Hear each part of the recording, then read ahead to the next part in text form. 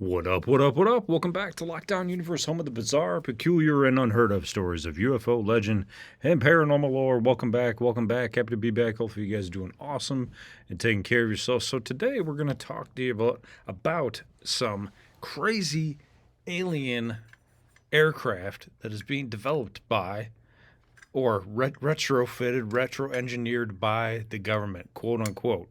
So we're going to look at some of the reports that we've seen online and talk about the companies behind these aircraft. So if you've seen this picture here, let me see if I can. So there's a picture floating around that has 4 aircraft on it. I'll actually make this the thumbnail for the podcast. And there's 4 aircraft on it. They look like they're alien aircraft. There's the TR-3C that looks like the triangle. It says its first flight was in 1991, July 19th. The second one is the 09G, or as Michael Herrera called it, the Octagon, the 8-gon, the one he saw in Indonesia that said he thought it was doing human trafficking. There is also the TR-5A, which looks to be like a triangular stealth bomber type aircraft and is reported to be a prototype fighter, experimental. The manufacturer is Lockheed Martin, and its first flight took place in 2013 in December 29th of 2013.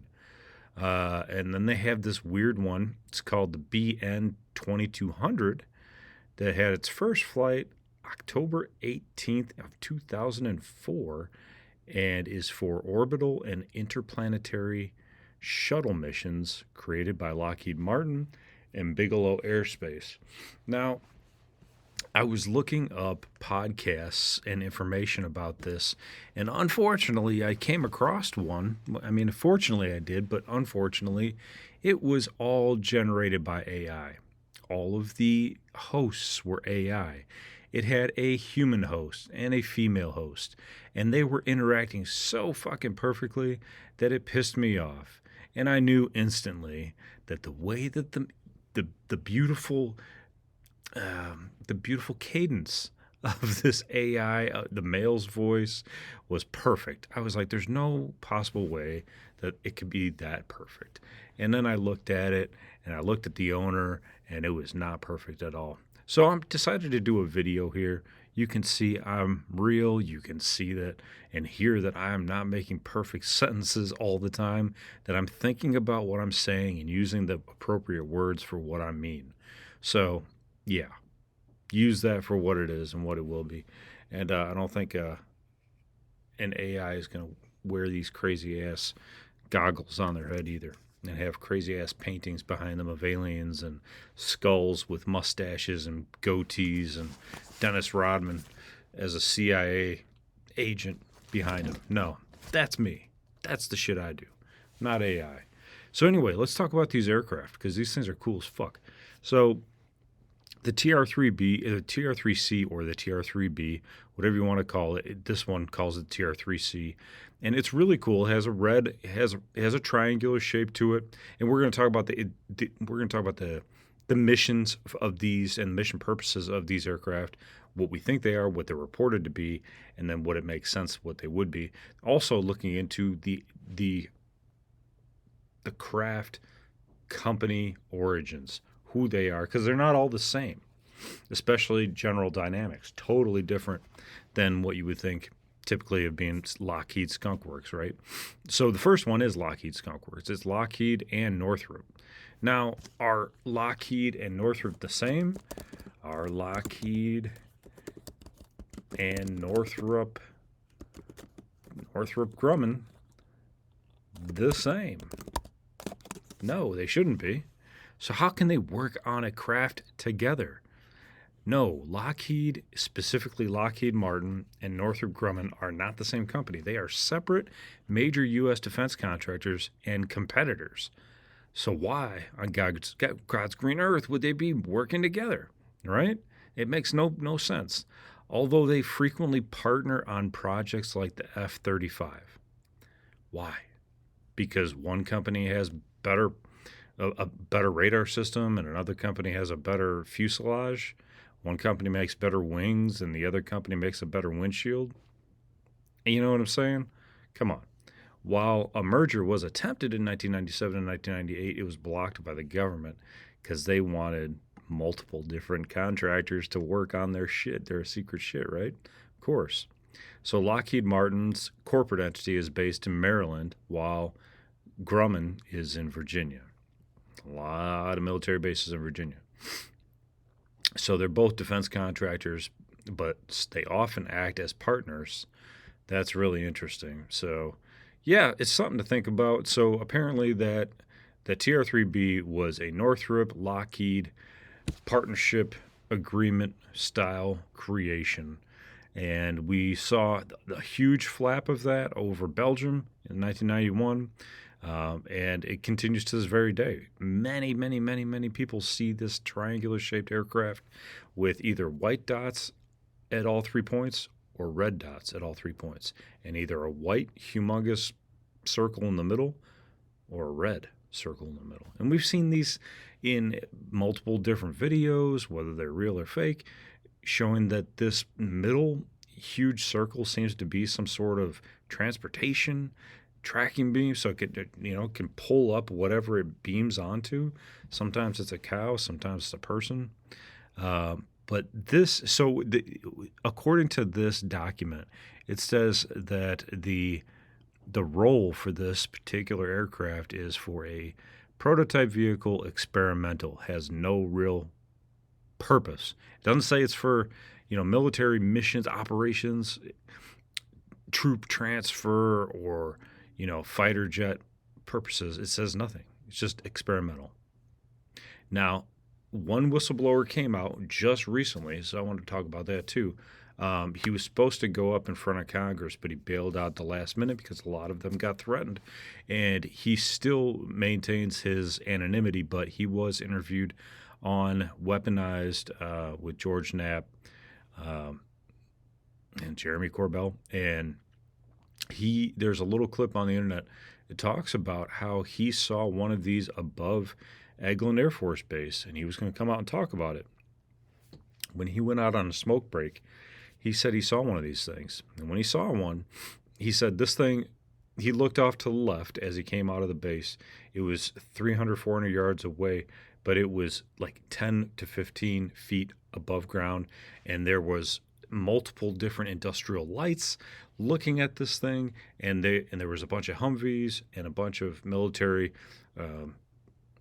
automobiles just around it, and a military presence around this thing. But what they were doing was testing it. So he was looking at it, and he saw that it took off like in the blink of an eye, and then 3 to 4 seconds later it came back, and then it took off again, and then 5, 6 seconds later it come back, and it continued to do this in a pattern. And he continued to watch it. He was like shocked and amazed that there was no sound. He said immediately this thing should have broken the sound barrier. He should have heard something, but he didn't.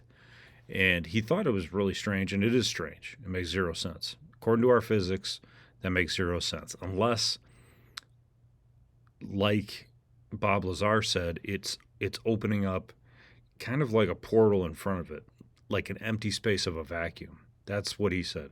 It's opening up an empty hole that the ship falls into as the electromagnet field generators point towards the front, and the ship just falls into this pocket of space. So it's kind of like in its own dimension, not really affecting anything around us. So you can still see it. It's still physically here. It can still crash, but it's in its own little dimension, so it doesn't make any sound. What's inside of it, humans or aliens are not affected by it. They don't get affected by the G's. Now, let's look at the next one, the O9G. It says its role is for a tactical aircraft orbital shuttle. So it's supposed to orbit, apparently a planet, and be tactical. Ooh, tactical. So that means it's supposed to be able to maneuver quickly, but it's not a fighter. It's an orbital shuttle. So really, a shuttle does what? It shuttles people or things around, and that's exactly what Michael Herrera said about this 8-gon.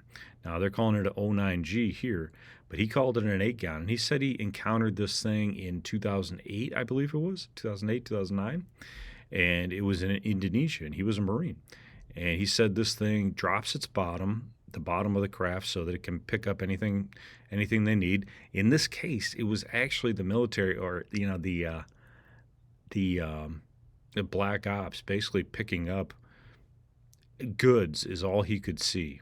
Boxes, crates of stuff, and they had Ford F-350s all souped up in there, and they had guys that were black camo, and the whole story. They threatened them and all that stuff. But what's interesting is that he also thought that they were trafficking humans for the psychic operations that we do, according to him, that we are doing by taking these indigenous peoples, taking them to America, using them, spiking them up with serotonin, and using them as psychological operations, psychic, intuitive empaths to communicate with aliens who are flying in some of these crafts in our atmosphere. And when they do that, they act as a liaison between the government and the alien, and they confuse the alien into crashing. I know it sounds crazy, and somehow they can take over the craft, but they do. And when they do that, they go and scoop up these craft, and they use them for their own purposes.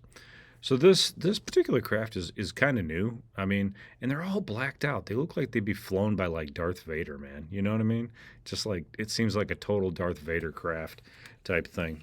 But anyway, let's move forward here. We have two more special craft that we really don't see very often at all. The TR-5A. Its role is a prototype fighter and experimental. It was created by Lockheed Martin. And that's something I wanted to go back to with the 8-gon, the O9G, is that it was made by General Dynamics. So before I get into the TR-5A, General Dynamics is not a company that we really think about creating craft. But I looked them up. They actually started back in 1952 in New York, and it was a submarine manufacturer for electric boats, and it was an aircraft manufacturer called Canadair. But they're based out of Virginia as well. So you got two companies based out of Virginia, but they do a bunch of experimental aircraft. So General Dynamics, I think of General Electric. That's what I'm thinking of in my mind. But General Dynamics is an American industrial technology company. It receives over 3% of the total spending of federal government budget in the United States on contractors. I wonder what Northrop Grumman and Lockheed get, because they probably get a hell of a lot more than that. So these guys have been around a long time. They used to be known as the Electric Boat Company. Back in World War II, they continued to work on boats, electric boats, and you hear a lot about retrofitted submarines that have become part of the intergalactic space force. Basically, they took submarines and they made them float, made them aerodynamic enough to be anti-gravity, and they're shooting them out into space. That's what Randy Kramer talks about. But anyway, yeah, I just thought it was interesting to see that General Dynamics was a big player in this. I had not heard of them before. So anyway, going back to the TR-5A, it's a prototype fighter, experimental. It looks like the B-2 bomber souped up on steroids. It's more angular. It's more matted. It looks like more of a fighter. It says its first flight was on December 29th of 2013. Not that long ago, 13 years ago. And it looks like something that would be sent in to do some damage real quick. Drop some weapons, drop some munitions, and get in and out. Now, could the TR-3B do that? Probably. but maybe they don't have any any ports to drop it out of. This the TR3B doesn't look like anything we made. I know everybody says that we made it, and I know that there are schematics for us saying that we made it. There's such thing, guys, as called anti-intelligence, disinformation, getting you to go down the wrong path so that you don't think that it's an alien craft. But let's face the facts is that these things can do maneuvers that we've never even thought of except for in television series and in movies. So for us to have created something like this, we would have had to steal it first. So even if we are flying them around, even even if they are ours, you have to admit that we did not come up with this on our own. This is way beyond our current trajectory of technology. You can fight me all you want. I don't care. Okay? Because think about this for a second. We could barely make it to the moon in 1969. And people are saying we had these TR-3Bs back in like 1955. And then the stuff that the shuttle that we made it to the moon with was a piece of garbage that barely had enough technology to work a phone, many years later, right? We have more technology in our phone than 15,000 of those shuttles did back in 1969. You're telling me we were on a trajectory to make one of these things, by 1991? 89, 20 years later, 22 years later? No fucking way. No fucking way. So all this stuff is alien tech. There's no doubt about it. If it can go as fast as the blink of an eye without breaking any sound barriers, without rotor wash, without causing any damage to anything around it, and killing everything inside of it, that's alien tech that we reverse engineered. Yeah, we might be flying it now. Sure. No doubt about that. But don't tell me we created it. I mean, not with our imaginations. So, and that's like the whole giving a monkey, a bazooka type thought process. Like, yeah, if you gave a monkey if they were already using some primitive weaponry and you gave them like a slingshot or some shit like that, yeah, they could probably figure out a way to like kind of maneuver it and make something out of whatever they have and make another slingshot. But they're not that smart, right? I mean, like there's a vast difference between humans and primates as well. Primates being, I'm talking about gorillas and monkeys. I know we're also primates. So let's look at the very last one here. The very last one is a combination, a partnership between Lockheed Martin and Bigelow Aerospace. Now, Bigelow has already come out and talked on multiple different podcast interviews, you name it, YouTube video, interviews, whatever.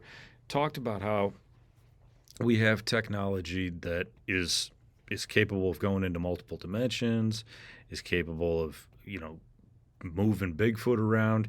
He bought the ranch, the Skinwalker Ranch, for a while. I don't know if he still owns it, but continuing to do research on that. Like, why would a dude that's created an aerospace company be interested in the paranormal all of a sudden? It's because he knows a lot more than what he's saying, right? So he knows. And so this BN 2200 is an orbital interplanetary shuttle. Interplanetary. So that means it can go to other planets. It's a shuttle. So it's just shuttling VIPs off to Mars. Its manufacturer is Lockheed Martin and Bigelow Aerospace. Its first flight was back in 2004 on October 18th. And it looks like a triangular Millennium Falcon is what it looks like. So, the TR-3B is triangular but black matted and usually like red highlights or red lines or red dots around it. This thing has like kind of a ribbed outer shell, and on the inside of the shell, for the vast majority of the mass on top, it looks kind of like Millennium Falcon stuff. That's what it looks like to me. And it says it's an interplanetary shuttle. So it's shuttling VIPs or military members or whoever they need to move around. So everybody knows Lockheed Martin's been around for forever, right? I mean, this company has made its name as a defense contractor since, beginning of time. Founded in what year? It was founded Lockheed Martin was formed in 1995 as a merger of two aerospace companies, Lockheed Corporation, and Martin Marietta Corporation. Both predecessor companies were originally established in 1912 by aviation pioneers. So they've been around for over 100 years, both of them. So Lockheed Martin has been around for over 100 years. So, yeah, I mean, not Lockheed itself. The Lockheed Martin combination merger has been around since 1995. And last but not least, we have Northrop Grumman. Northrop Grumman. Let's see, because I want to say that they're probably in the same boat. They probably were a merger, right? Northrop Grumman formed in 1994 as a merger of Northrop Corporation and Grumman Corporation. Northrop was founded by Jack Northrop in 1939. Grumman was founded in 1929 by Leroy Grumman. The combined entity was established to navigate the defense industry consolidation following the Cold War. So there you go. I mean, all these companies have been around damn near 100 years. When you have that much time behind you, you got a lot of time to make those defense contracts work and work well. And you are part of what Eisenhower warned us about when he was a president of the military-industrial complex. And when you're part of the military-industrial complex and you get access to aircraft that that is far beyond anything that the human brain has even thought of or had in its repertoire, now you have a concern, right? Because now you are what? You are liable for all of the responsibility and the requirements of having these kinds of aircraft. So imagine for a moment, you're basically able to fly into a place, grab whatever you need, load it up onto your aircraft, and take it out of there and take it home. So let's say you are in the military, you're a general or whatever, lieutenant colonel. If you're in charge of some operation, you're like, you know what? I know where Saddam's gold is. Boy, I'd like to have Saddam's gold. Oh, they found it? Oh, we know where it is? Oh, well, let's just go over there. Beep, boop, bop, boop, beep, boop, beep. And immediately you're there. And you brought 20 guys with you with forklifts and loaders. Or maybe you even have some technology that is anti-gravity that can lift things for you and lift them in expeditiously, right? So you can get in and out of there within maybe a few minutes. Now all of a sudden, you have the wealth of nations. Just like that. Just like that. Now that you have the wealth of nations, real gold, real precious metals, now you can buy what? Anything you want. You can buy freedom. You can buy more weapons. You can turn it over to the government. Or you can live like a king. You can do both. You can live like a king, and you can continue to create more weapons, more technology, to have more dominance. Well, what if they not only wanted military dominance, but they also got personal dominance. So while they're in the military, if they were able to obtain more money and capture more caches of either weapons or drugs or gold or silver, precious metals, then maybe they got bonuses. Maybe they got a percentage. Or maybe they just didn't report it. And maybe they kept it for themselves. You see, when you have this kind of power, absolute power corrupts absolutely. That's guaranteed, buddy. That's guaranteed. You know why? Because nobody, nobody except for Jesus Christ and maybe Buddha or somebody can stave off the biological requirement to dominate by males. Males have an inherent requirement to survive, dominate, procreate, and produce. That's the nature of the beast. And if you have weaponry at your disposal that allows you to do that with ease, then you cannot fight it, unfortunately. As good of character as you think you may have it for a while. You may be able to say, "Oh no, we shouldn't use it for this. We shouldn't use it for that." But as soon as somebody can come in and say, "Hey, Colonel, General, we have this, and we're gonna turn it in, but we'd like you to have this." You gonna turn that down? No, nobody is gonna turn that down. We like to think that all of our